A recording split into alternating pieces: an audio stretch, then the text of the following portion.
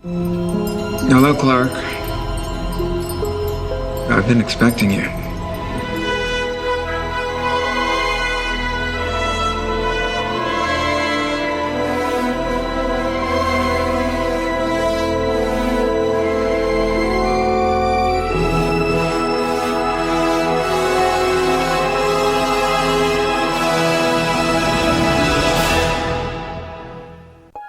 We had always wanted Christopher Reeve to guest star in the show, but we wanted him to be in the right part, and we wanted a sort of passing of the torch from one generation Superman to the next. Clark Kent and Superman was the vision of Jerry Siegel and Joe Shuster, two teenagers who grew up on Long Island. And I met them, when we did the first movie, and that you realize that this character's been around since 1938. Comic books of Superman went with the troops in World War II as morale boosters.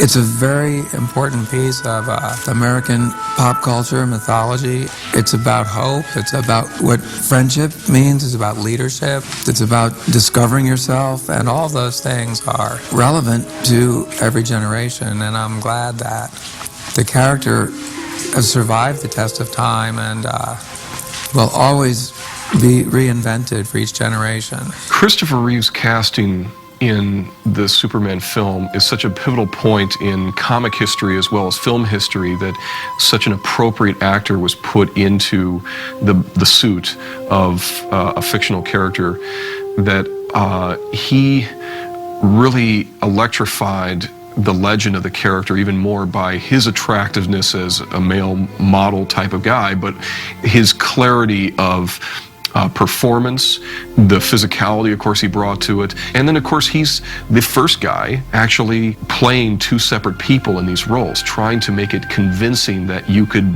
be mistaken as to knowing Clark Kent and not thinking that's the same guy. And he pulled it off. We called Chris's agent and said, would he be interested? What is his connection to Superman now? Is he still interested? And he'd seen the show and really enjoyed it. I was a little bit skeptical when I heard about it at first, but I must say that the writing, the acting, and also the special effects are really quite remarkable. When Alan Miles came to us in the writer's room and said, Christopher Reeve is going to do the show, I just damn near fell out of my chair. I mean, it was just like, I couldn't believe that we were going to have this opportunity. They wrote, I still think, one of the best shows that I'd ever read. It was so rich with emotion, and it was so much about Clark's discovering something about himself, and it would be the first time that he would really learn that he was alone in the universe. And to hear that from someone who had played the part and someone who was so in the audience's mind identified with Superman was magical. One of my receiving stations picked up a faint signal. It took me years to decrypt it. And finally, I discovered a mathematical key that was built into the transmission. Can you read it? Yes. It says, "This is Kal-El of Krypton, our infant son, our last hope. Please protect him and deliver him from evil." I had the opportunity to work with Christopher Reeve. He is probably the most knowledgeable guy on Superman in the world. I mean, the guy knows every single date, fact, time, everything. And we got to the point in our discussion where I had to ask him, I said, wait, I don't want to know that stuff. And I explained to him that luckily growing up, I had seen the Superman films, but I didn't know them so much. I didn't follow the mythology all that much. And so when I came onto Smallville, even when I read the first script, I didn't have that knowledge in my head floating around. So I'm able to go at Clark with only the information they've given me here on Smallville. I don't know who he's going to become, so I'm still figuring him out just as he's figuring himself out. In fact, there are two Clark Kents. The character that Tom plays is more modeled on the character that Jeff East played in Superman 1. If you remember the scenes in Kansas with Glenn Ford and Phyllis Thaxter, where you see Smallville High, you see him at the farm. That character is what Tom is doing. But then when he comes to the city, that's when another persona takes place. where he puts on the goofy glasses and acts very shy and stuff because he's trying to distract suspicion that he might actually be Superman. So in fact, Clark Kent as an adult, which is what I played, I mean, I was in my late 20s, is actually another persona, it's another character. It's an odd dilemma that we found ourselves in because we both played the same character at different stages in the character's life. So a lot of the information that he had was about a character who I don't know, as well as the character that I'm playing differs slightly from what the background he had when he played Superman. He brought a real humanity to the character because I think he treated the character with respect. And at that time, when I'm sure it was like, oh, just put on the suit and run around, he wanted to get underneath the skin of that character. And that's why I think the movie endures. But it was interesting, it's just different from the show. In the film, Superman is the character and Clark Kent is the disguise. And, you know, in our show, Clark Kent is the character, and ultimately, down the road, Superman will be the disguise. So I think it's just a different take on the same material. One of the most exciting moments that happened when we came to New York the first year and shot Rosetta was when Tom and I met Christopher for the first time. And there was just this feeling in the air when those two met each other. You really felt the passing of the torch and the sort of excitement that Tom had meeting him. And Christopher is really, there's something mythic about him. Is that where Krypton is? No, that's where Krypton was. I followed the signal's path billions of miles out into space. I was hoping to discover its origin, but instead, I found nothing. So season 2 was a slow revelation of who Clark was and where he came from. And Christopher Reeve was sort of like, where it all climaxed in a way. Right, and we wanted him to have, you know, to be, you know, he is such an sort of an iconic figure in Superman that we wanted him to have that same sort of presence on screen.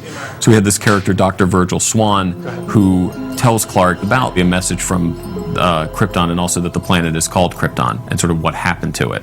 Initially, we'd actually play with the idea. I came up with the notion of Dr. Swan in season 1, but never used him. Right. So we're just looking for the right place for him. I mean, when you're a kid and you watch those movies, and you know, and Superman's everybody's idol. You know, he's that icon that it's just universal. So when I heard that Christopher Reeve was going to be on the show, I was so excited. I didn't know what to do. I mean, the next step would be having Gene Hackman. Then all my dreams would be fulfilled. I think it's really, really exciting, and the fact that somebody as prolific as Christopher Reeve has agreed to be on our show just gives us all a feeling of, I think, accomplishment and makes us feel good about the show that we work on. I think that Christopher Reeve's seal of approval on Smallville is a tremendously valuable thing, and it's a tremendous pat on the back to all of us. With what that man has been through and what he's continually going through, it's amazing. For a generation, he was Superman and always wore that and always created this larger-than-life persona out of himself. And even after his accident, the fact that he continued to fight on and continues to this day to fight on and to struggle and to make what happened to him not a handicap but a handy able, you know, to show people that you can't actually rise above any adversity is so true to who Superman is and who Clark is. He is Superman. I mean, you know, Christopher Reeve is, you know, he's tireless in his efforts for his foundation, and he's just so incredibly knowledgeable, and he really plans to walk again. It's amazing what he's been able to achieve since the accident. It's just really inspiring. So, I mean, I think he just has a real energy and enthusiasm for, and real passion for what he does that's just infectious. And the fan reaction from that show, the letters we got, the emails we got, was just really inspiring, actually. Yeah. That you realize that people were watching the show and that it was actually for them inspiring. Right. That was moving for them to see him back and to see him, his love of Superman, and to see, you know, I think our respect for him and the lore of Superman. Why me? There must be a reason why I was sent to this planet. You won't find the answers by looking to the stars. It's a journey you'll have to take by looking inside yourself. You must write your own destiny. Kal-El.